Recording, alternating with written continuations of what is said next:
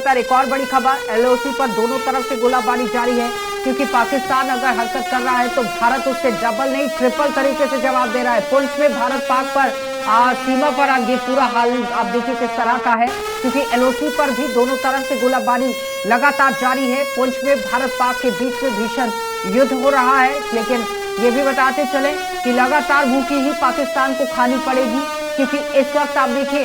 हालात ये बन गए हैं कि पाकिस्तान अगर कुछ करता है तो भी कुछ नहीं होगा, कुछ नहीं करता है तो भी कुछ नहीं होगा क्योंकि सेना ही पीछे हट गई है। और अगर विमान उड़ाने से मना कर दिया गया तो युद्ध कैसे लड़ेंगे, फतह कैसे करेंगे, क्योंकि कहते हैं ना कि सिर्फ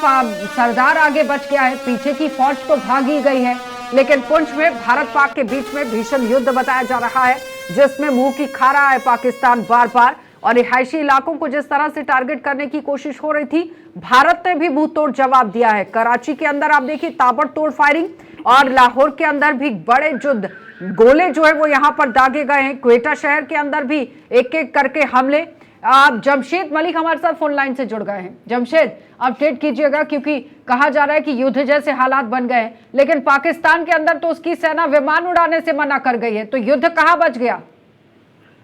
बिल्कुल गुरजी, इस वक्त राजौरी पुंछ दोनों डिस्ट्रिक्ट की बात करें बिल्कुल जंग जैसा माहौल नजर आ रहा है, जहां पुंछ को एक बार फिर दोबारा टारगेट करके शेयरिंग हो रही है। मगर राजौरी की तारीख में राजौरी शहर में पहली बार ऐसी आवाजें इस वक्त लगातार आप सुन रहे हैं। इस वक्त भी अगर देखा जाए राजौरी पूरा शहर नींद से जागा हुआ है क्योंकि बड़ी जोरदार धमाकों की आवाजें पूरे राजौरी के अंदर गूंज रही हैं, जिससे लोगों के अंदर काफी दहशत देखने को मिल रही है। और पुंछ के अंदर भी इसी तरह के हालात हैं। पुंछ में एक बार फिर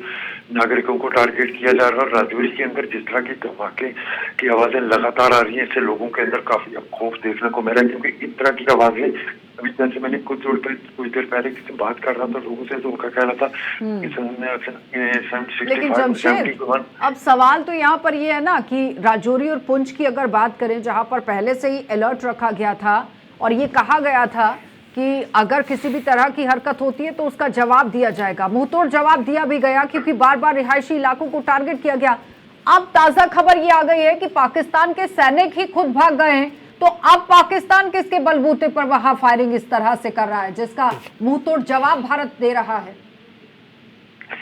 मुंहतोड़ इसको हर बार जवाब मिलता है, मुंह की खानी भी पड़ती है, मगर उसके बावजूद भी इसकी तरफ से लगातार इन इलाकों को टारगेट किया ही जाता रहता है। इस वक्त जितना मैं आपको बता रहा हूँ कि तारीख में पहली बार ऐसा होगा कि राजौरी शहर के अंदर इस तरह की आवाजें लोग सुन रहे होंगे, क्योंकि इससे पहले लाइन ऑफ कंट्रोल पर जरूर इस तरह की आवाजें सुनते थे, मगर आज राजौरी